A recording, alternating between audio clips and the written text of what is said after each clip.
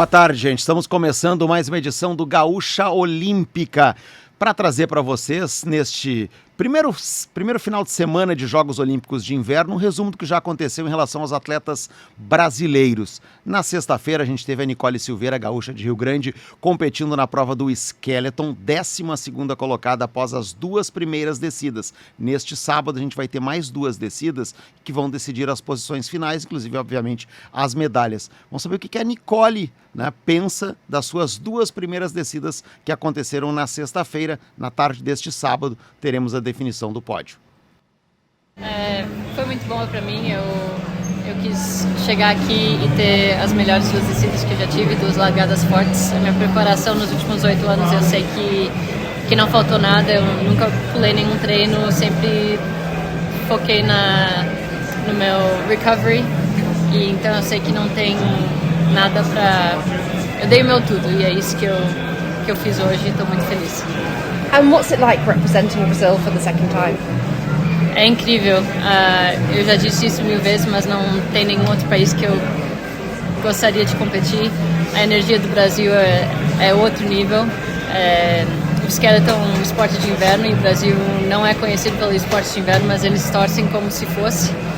E é ótimo, adoro. And obviously you were also the flag bearer. What was that like to be waving the Brazilian flag in the streets of Cortina? Foi um orgulho enorme, uma honra enorme, uma responsabilidade enorme e que me deu mais motivação para dar o meu melhor hoje.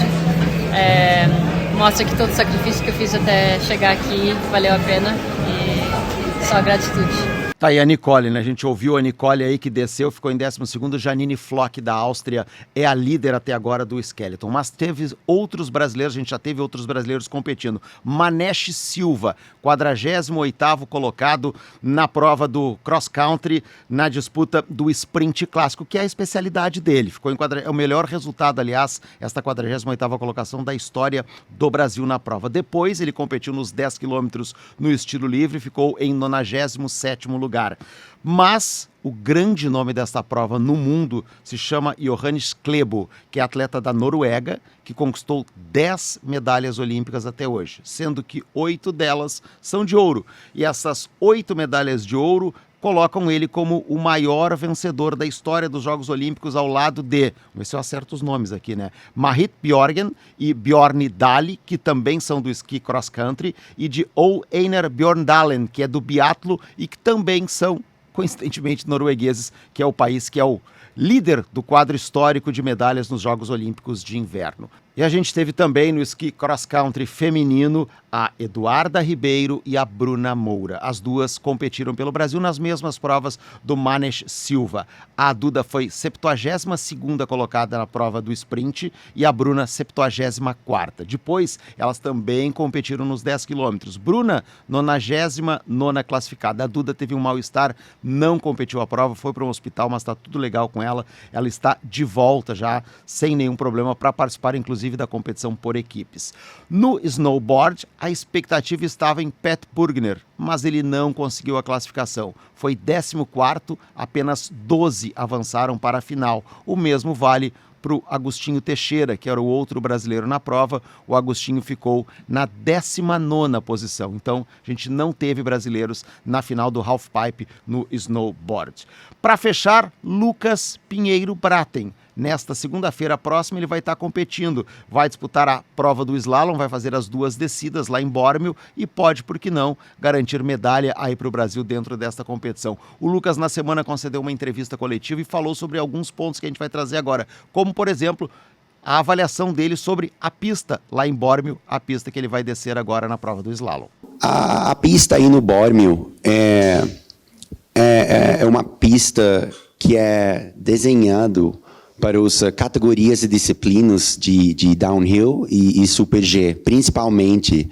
Agora eles estão trazendo as categorias técnicas. Então, é na última secção da pista e eu acho que a arte dessa pista é a velocidade que você precisa criar mesmo. É uma pista que você precisa criar a força, velocidade, frequência sozinho. Então, eu acho que, como um brasileiro que estou bem rápido, Eu acho que é perfeito. O nosso brasileiro Lucas Pinheiro Braathen, né, o norueguês brasileiro, que foi o porta-bandeiras, ou um dos porta-bandeiras do Brasil, o outro foi a Nicole, e ele fala, aliás, a Nicole a gente ouviu, né, falando sobre ter sido a porta-bandeiras do Brasil, ele fala a sensação que ele teve de entrar no estádio San Siro em Milão com a bandeira do Brasil. O Brasil é um país que é uma mistura de várias culturas, né? Eu acho que em todos os cantos desse mundo, ele sente que os brasileiros, eles são na casa fora de casa. Eles trazem o ginga para todos os cantos. Então eu acho que quando o Brasil entra nesse estádio, mesmo que você não é brasileiro, você está torcendo um pouquinho para a gente. E ele é norueguês, como eu disse anteriormente, né? Nasceu em Oslo, mas a partir de 2024 passou a competir pelo Brasil. A mãe dele é brasileira, né? Conheceu o pai numa viagem de avião, enfim, casaram a partir dali do encontro e até hoje estão juntos. Pois ele fala sobre a troca. 2024 resolveu competir pelo Brasil depois de ter se aposentado como atleta da Noruega no final do ano de 2023. Foi uma transição gigantesca. E, nossa, me deixa meio emocionado olhando atrás para essa jornada até chegar aqui, hoje em Milão, vestindo nossas cores, porque realmente acho que eu tenho essa sensação que é meu segundo capítulo na vida. Que essa parte da minha vida é uma parte da minha vida com liberdade de ser quem eu sou, representar meus valores, meus sonhos verdadeiros, não sonhos de outros, não sonhos de mídia, da indústria, da minha equipe, os meus sonhos, o que é importante para mim mesmo. Eu sou tão grato que eu tenho uma equipe me acompanhando, me ajudando todo dia para tentar realizar esses sonhos. Então, é muito grande para mim, muito. E agora a gente ouve, para finalizar o Lucas aí, a parte dessa entrevista dele, ele falando sobre como ele se sente, né, como um representante brasileiro e especialmente o que ele imagina deixar de legado aí para as próximas gerações, digamos assim, do esqui. Eu quero sair desses jogos como uma fonte de inspiração para povo que liga para esportes, que nem só aí para esportes. Para mim não importa. Eu acho que isso é a lindeza desse momento dos Jogos Olímpicos. É um palco universal. É um palco que todo mundo assiste, mesmo que eles não ligam para os esportes. Então, para mim, eu acho que é a plataforma maior que eu tenho para me expressar e para trazer uma mensagem que é algo mais do que esportes mesmo. E para mim, eu só quero que o povo aí na casa, assistindo, olhando nossas cores, nos Jogos Olímpicos de Inverno, realmente entendo que tudo é possível. Que não importa de onde você sou, suas roupas, seu sotaque. O que importa é o que é por dentro. E tudo que acontece para fora, simplesmente só é um resultado disso. Depois do Lucas, hora de ouvir uma outra campeã. Ela está lá em Milão, ela vai competir esse ano na sua modalidade, que não tem nada a ver com Jogos de Inverno, Raíssa Leal. Pois ela esteve lá, visitou a Casa Brasil, e a gente vai ouvir um pouquinho do que disse a Raíssa para o pessoal do Comitê Olímpico Brasileiro, né, falando exatamente sobre o que é a Casa Brasil e o que é estar para ela pela primeira vez nos Jogos Olímpicos de Inverno. Estou muito feliz, primeira vez na Olimpíada de Inverno, né? Mas o que eu mais gostei, acho que foram os joguinhos, com certeza. E tá um climinha bem brasileiro, comida brasileira, isso é importante porque a gente está em Milão, mas traz um pouquinho mais do Brasil pra gente e principalmente para os atletas, né? Eu tive a experiência em Paris de ter a Casa Brasil um pouco mais próximo, então pude ir lá, pude conversar, pude ficar mais próximo da minha família e provavelmente aqui para os atletas serão a mesma coisa, mas gostei bastante. A gente está na Itália. Queria saber se você já aprendeu a falar alguma coisa em italiano. Eu já vim algumas vezes para Itália, para Roma, principalmente para o outro skate, que vale ponto para a Olimpíada. Mas, cara, sei tchau e prego, porque a gente ficava, mano, por que eles estão chamando a gente de prego? E a gente ficava, tipo, sem entender.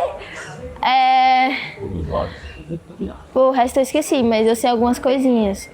Eu sei palavrão também, mas eu não vou estar falando. Mas aí é os atletas da Itália, né? Bom, primeira vez na Olimpíada de Inverno, eu recebi o convite do COI. Tô muito feliz de poder vir prestigiar o evento, poder conhecer mais dos esportes, principalmente eu que moro no calor. Então, é pouquinho que a gente vê o frio, mas é isso, tô muito feliz. Você tem vontade de tentar algum esporte da neve, snowboard?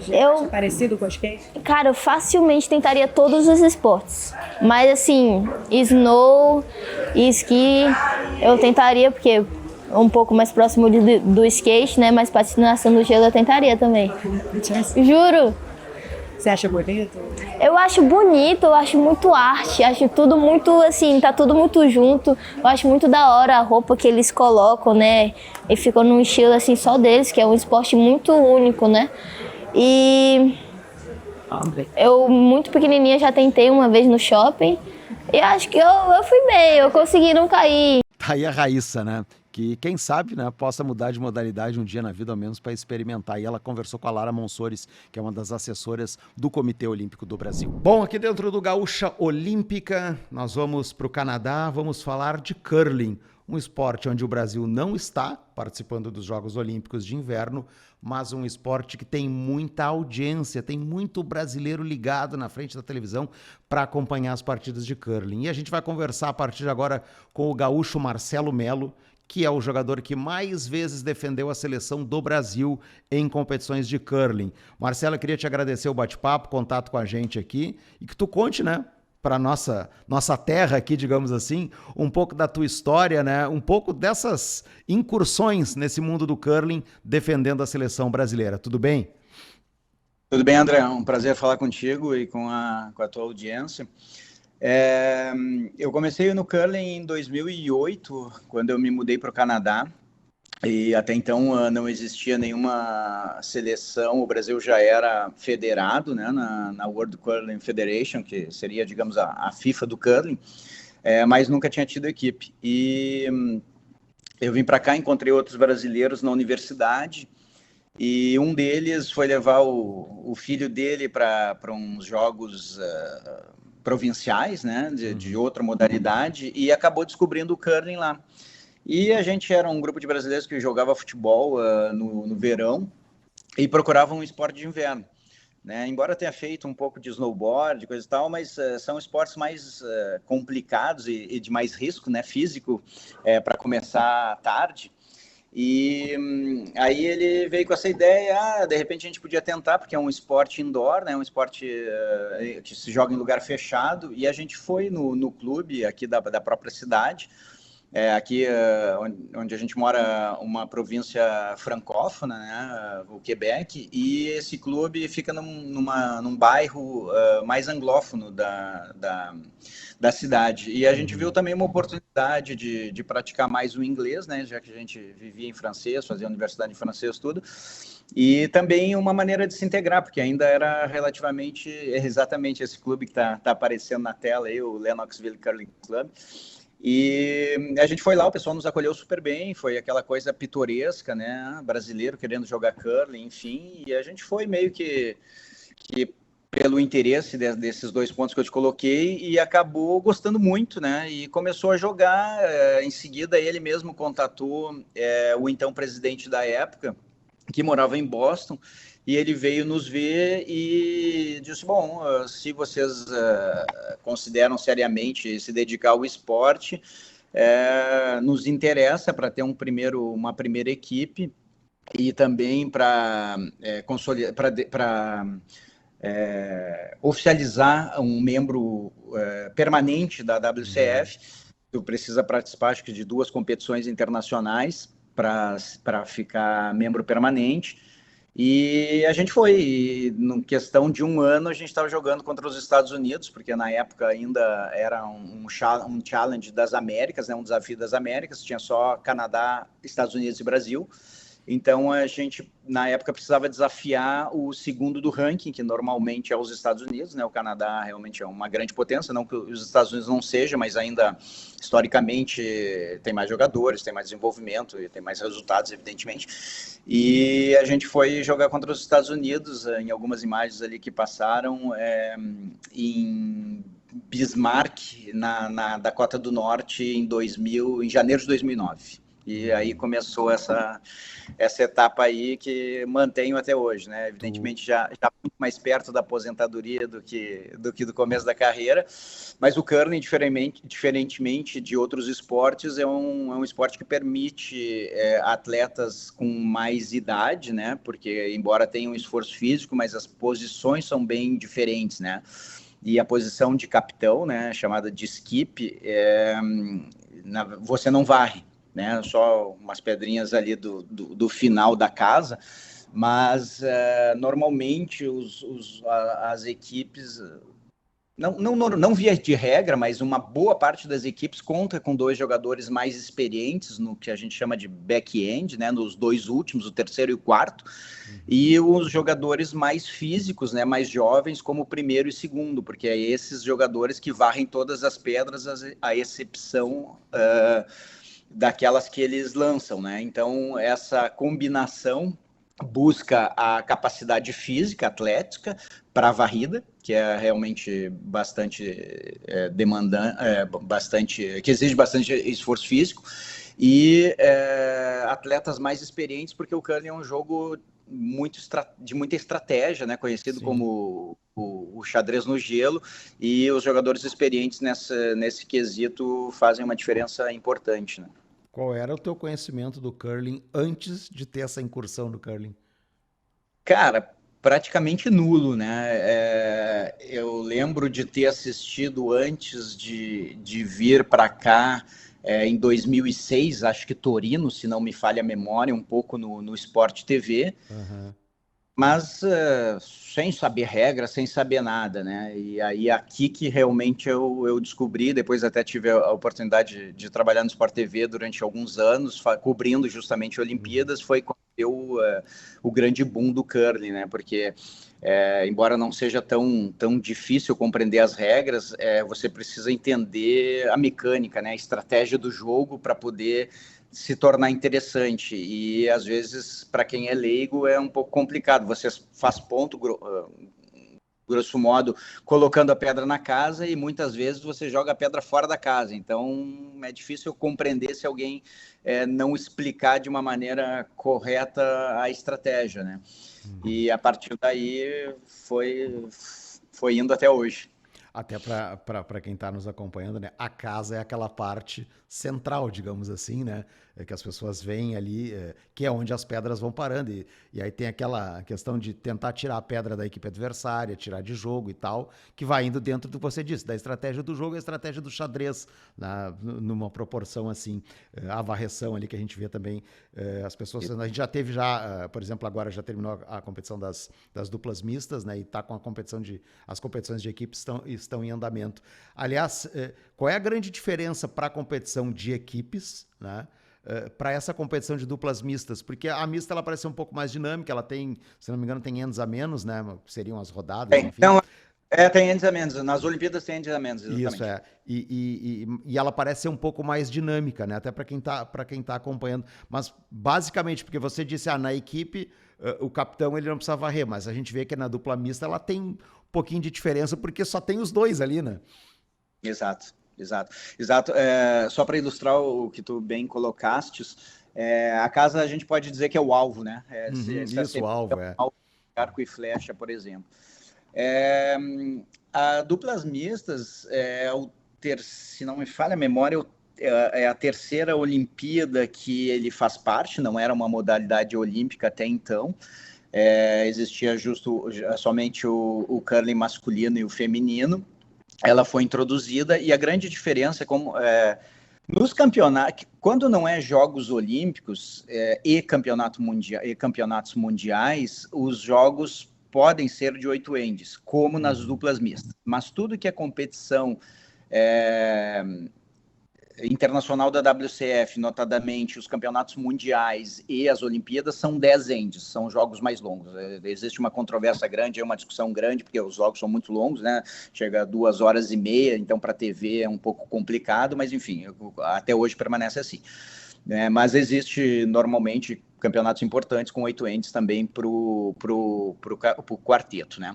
A grande diferença do duplas mistas, e eles buscaram exatamente o ponto que tu colocaste, de ter um jogo um pouco mais dinâmico. O Comitê Olímpico sempre continua buscando, não importa em que modalidade, a combinação homem-mulher, né, o misto, né, sempre é favorecido, pelo que eu tenho visto, na inclusão de novos esportes. Isso é a primeira coisa que o Comitê Olímpico Internacional pergunta, né, tem possibilidade de misturar masculino e feminino.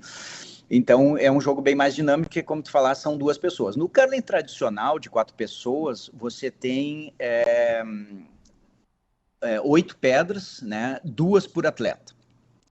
No curling de duplas, você tem apenas 6 pedras, sendo que 5 pedras são lançadas. Uma pedra de cada equipe, que é a 6ª pedra, é colocada já diretamente previamente. Ou seja, no curling tem uma coisa que a gente chama de guarda, né? Que é a pedra justamente aquela que a gente atira fora da casa para proteger, e depois você vem e contorna atrás, ou uma pedra que está na casa, você vem e protege ela. Então, esse é o princípio, né? Quando você joga sem o martelo, ou seja, a equipe que não lança a última pedra, a equipe que tem o martelo é a equipe que lança a última pedra. Quer dizer, você depende, teoricamente, do seu lançamento.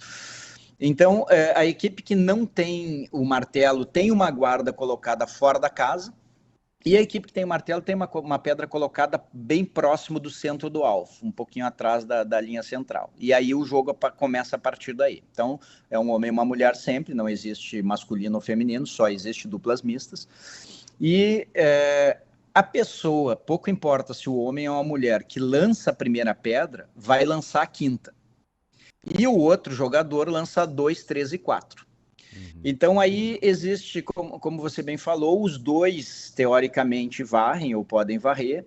Existem algumas estratégias diferentes, tem algumas equipes que a pessoa que lança é a mesma que se levanta para ir varrer, enquanto que outras equipes, ou por certos shots, por certos lançamentos, a pessoa fica junto para varrer, como num lançamento normal, mas você não tem vassoura, porque o curling, né, chama curling porque é curvar em inglês. Então, você lança, digamos, na ponta da casa para a pedra parar no meio. Então, ela faz aquela parábola. E é um jogo de precisão, né, não só da força, né, do peso que se lança, como da linha. Então, quando você não tem vassoura, você tem que mais ou menos pensar, bom, vou lançar aqui para a pedra cair lá. É um certo handicap, que você tem no duplas, mas é uma questão de opção, né? De o que você prefere para aquele lançamento, se é alguém varrendo ou se é uma vassoura lá colocada, mas os 2 você não vai ter, né? Mas, grosso modo, a diferença é essa, que você tem uma pedra de cada equipe já colocada antes de começar o end, né? O game, como se fosse no tênis, e você lança só 5 pedras em vez de lançar 8, e tem ainda uma desproporção que um atleta lança 3 e o outro lança somente 2. Diferente do curling normal também, você pode mudar de posição. Digamos, eu posso começar, o homem, por exemplo, lançar a primeira e a 5ª, e no end seguinte eu lançar a 2, a 3 e a 4, e a minha parceira lançar a primeira e a segunda. Não pode mudar no end, mas quando acaba aquele end, aquele set, digamos assim, você pode fazer a troca. As diferenças principais são essas. Uhum. Evidentemente, além da gente ser um país tropical, né, o nosso aqui, para quem pratica o esporte de inverno, e claro, no Brasil ele tem ganhado, né, proporções maiores, a gente está vendo isso, né? Há pouco a TV Globo aqui bateu o recorde de audiência com a transmissão do salto de esqui, né? Que foi durante a semana, né? A gente tem a Nicole, que mora aí no Canadá, que também é gaúcha, que compete no Skeleton, que nesse fim de semana tá disputando aí. Tem o Lucas, enfim, tem outros brasileiros que foram trazidos, né, por alguma questão de parentesco sanguíneo e tal, mesmo que não tenham sido nascidos aqui, agora estão competindo, e isso tem aumentado também a visibilidade. Para o curling, né? Citasse o Canadá, os Estados Unidos estavam nessa final de mistas que a gente estava falando há pouco aí da Olimpíada. Então já começa assim, aqui nas Américas já tem 2 adversários de porte mundial, né? Além disso, a questão do número de jogadores, enfim, para que o Brasil possa avançar, né? O que você vê nisso, né? Até dessa dificuldade que a gente tem, evidentemente. A gente tem a arena lá em São Paulo e tal, mas a gente não tem, assim, tantos locais para praticar, né? É necessário estar fora do Brasil, por exemplo. Acho que na maioria das vezes, como é o teu caso aí, que acabou iniciando essa gente porque estava residindo no Canadá.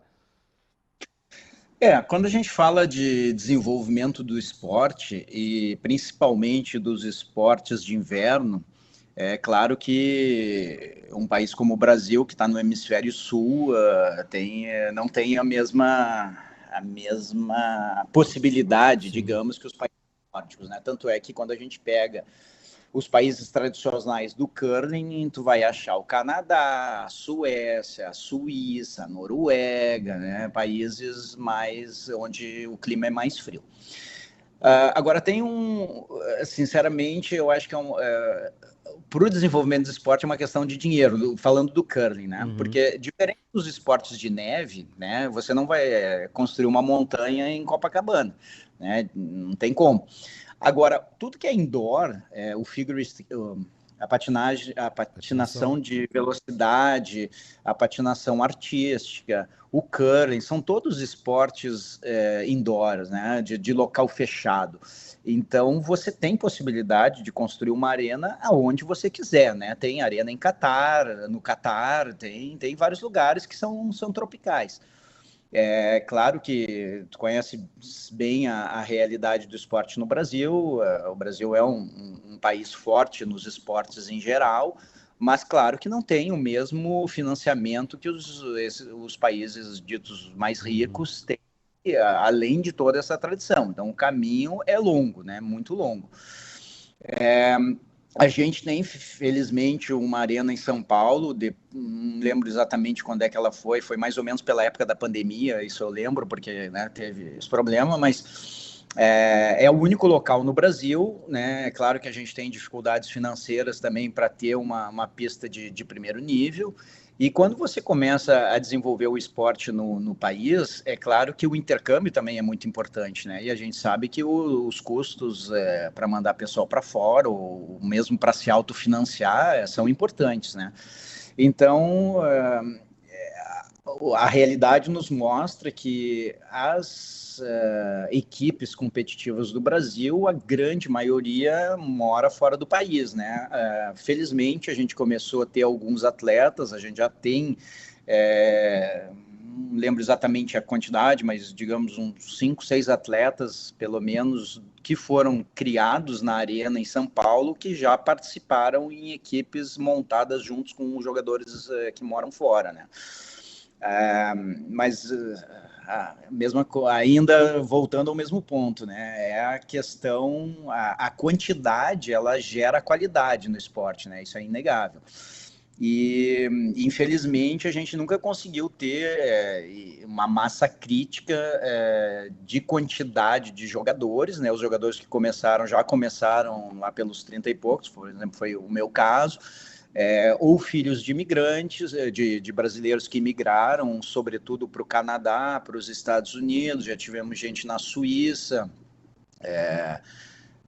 mais ou menos por aí, e tem essa dificuldade de criar talentos no território nacional, justamente pela falta de acessibilidade a arenas e a gelo de boa qualidade, né? Uhum. E quando compete, por exemplo, no Canadá ou nesses países da Europa, você tem um nível de competição muito elevado, mesmo em clubes, né? Que nem jogar futebol no Brasil. Você vai jogar uma pelada na várzea, com todo respeito, pô, tem jogador muito bom, né? Você vai jogar a liga do clube, você vai ter jogadores mais ou menos, mas você vai ter belos jogadores que, de repente, participam da seleção brasileira desde 2008, tem cara que joga muito mais do que eu e que não vai jamais conseguir chegar perto de uma seleção canadense, porque a competição é feroz, né?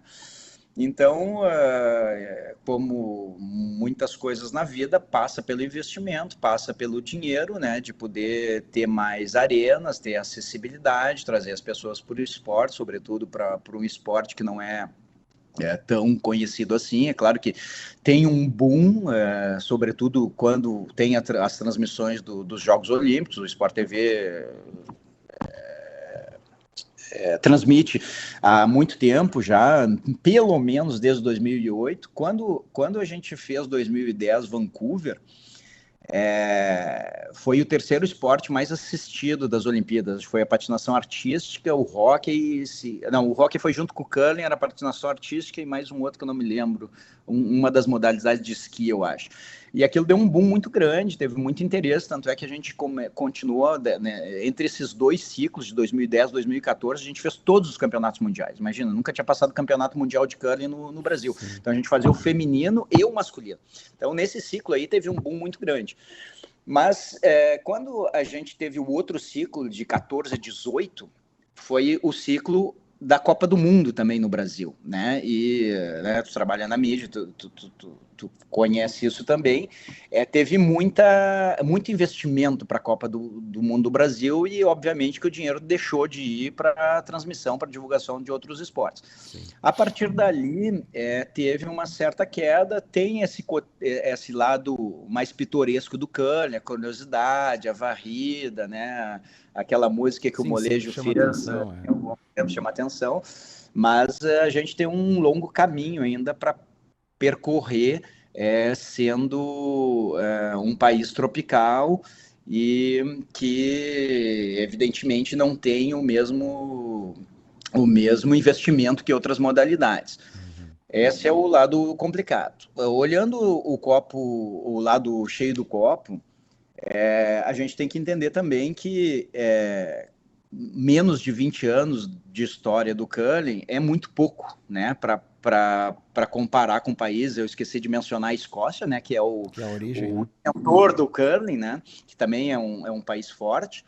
Nas Olimpíadas eles competem como Grã-Bretanha, mas enfim, são os escoceses igual. Os caras começaram lá em 1800 e pouco, então a tradição... Tem uma regra, né, Marcelo, perdão, que determina que a Grã-Bretanha seja representada por atletas escoceses, né? Isso eu não sabia até. Eu vi isso agora para essa Olimpíada, inclusive, que eu fui dar uma olhada e aí tinha lá que a própria federação coloca como regra, a federação local, de que sempre por ser a origem que os escoceses representem a Grã-Bretanha nos Jogos de Inverno. Obrigado pela informação, eu não sabia. Mas com regra ou sem regra, André, seriam jogadores escoceses igual, não tem como. É impossível que alguém da Inglaterra, embora tenha até bons tipos... A origem da pedra é lá, do jogo, e até hoje, né, o material da pedra é de lá. Né? O único lugar que sai pedras, porque aquele tipo de granito, como a gente pode ver às vezes em jogos, tem muito lançamento de take-out, jogadas de take-out, que é quando você lança uma pedra mais forte para tirar a pedra do adversário ou para bater e rolar em outro lugar, e são lançamentos bem fortes, né? A pedra pesa por volta de 20 quilos, então esse impacto, sobretudo contínuo, né? Você tem lá as pedras do clube, por exemplo, muita gente pergunta isso, né? Você leva a sua pedra para jogar? Não, nos clubes tem pedras, tem os sets de pés, cada pista tem os seus sets lá, 16 pedras, 8 para cada. Então, você imagina que essas pedras, elas são jogadas o dia inteiro, né? Durante o dia tem ligas de aposentados, tem uma série de ligas, passa jogando o dia inteiro. Então, esse granito, ele tem que ter uma resistência muito grande. Esse coeficiente do granito, não sou especialista nisso, mas ele é achado somente nessa ilha que tem na Escócia, e até hoje é retirado de lá as pedras, até algumas qualidades, os três tipos de qualidades, mas vem de lá as pedras até hoje, então imagina a tradição. Então, se a gente olhar voltando para o desenvolvimento, para finalizar a resposta, quando você pensa em menos de 20 anos como desenvolvimento do esporte e como um ambiente que não é um ambiente de inverno no hemisfério sul, é relativamente importante os passos que o Brasil já fez, né? Porque nós começamos lá, 4 jogadores, com uma equipe masculina em 2008, depois disso a gente descobriu 2 meninas que jogavam em Vancouver também, né? Expatriadas, imigrantes. Aí a gente fez um primeiro time de duplas mistas, eu e uma menina chamada Aline Lima, e em 2014 a gente participou do primeiro Mundial de duplas mistas. Então aí já englobamos essa modalidade. Depois surgiu um time feminino, já participamos também de misto, né? Existe um campeonato misto do curling tradicional, 2 homens, 2 mulheres. Já participamos de júnior, masculino e feminino, mundiais, Jogos Olímpicos da Juventude. Então, o Brasil já participou e mantém, né, apesar de todas as dificuldades, mantemos participações praticamente em todas as modalidades.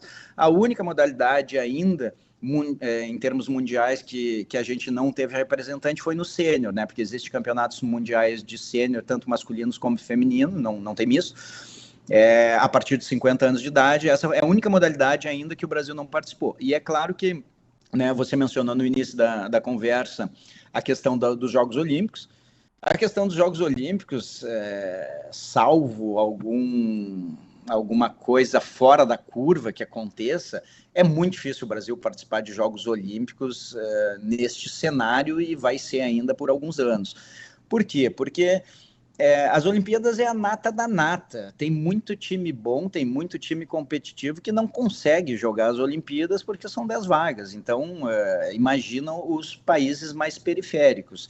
Campeonato Mundial, nos últimos anos existiam muitas mudanças, né? Como eu te comentei antes, era tudo separado, as Américas, a Europa, a Ásia, né? De uns 3, 4 anos para cá, houve uma certa consolidação, um pouco como a gente vê o processo de desenvolvimento das confederações mundiais, de tentar aumentar o número de membros, né, participantes, popularizar um pouco os esportes, cada um na sua modalidade. Isso não foi diferente do curling.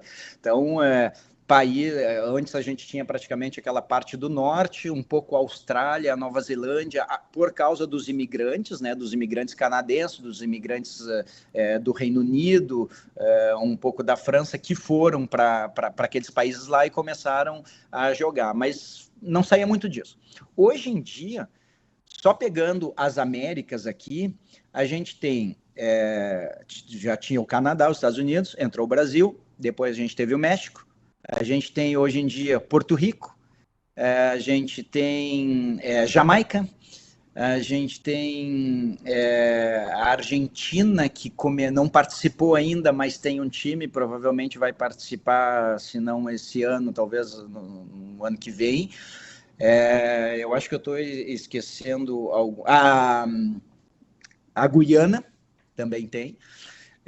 E todos esses países aumentou bastante, na Ásia também aumentou, na África, que não tinha países, que nesses últimos anos nós temos jogados o que é a Pan-Continental Cup, que engloba todo mundo menos a Europa. Então as Américas, a África e a parte da Ásia, a gente, para vagas para o Mundial, em vez de ter desafios nas Américas, como a gente tinha, que eu te relatei anteriormente, hoje em dia a gente tinha esse Pan-Continental. Agora foi para o ano que vem, ou para essa temporada, já mudou, já vai mudar. A gente jogou em novembro do ano passado o último Pan-Continental Cup, e a partir de agora vai ser mundiais de diferentes categorias, A, B e C. Então, para as Américas, você tem ainda os 10 times, 12 times do A, que engloba todo mundo. Aí depois você tem o B e o C regionalizado. Você tem Américas e Ásia e uma parte da Europa. Então, vem mudando e vem aumentando. Agora, todos esses países... Então, a gente já jogou e foi incluso aí a Nigéria, o Catar, a Arábia Saudita. Então, começou a aparecer também outros países da África participando nesse processo aí de democratizar um pouco mais o curling. Mas todos eles também, o Quênia, todos eles com dificuldades, um pouco como eu te relatei, ou até piores que as nossas, porque tem menos tempo, né, evidentemente, e todas essas realidades aí são parecidas com as nossas, né? Ou seja, quem joga normalmente são jogadores que imigraram ou filhos de imigrantes, né? Por exemplo, a Jamaica. Pô, a Jamaica no curling é meio bobsled, né?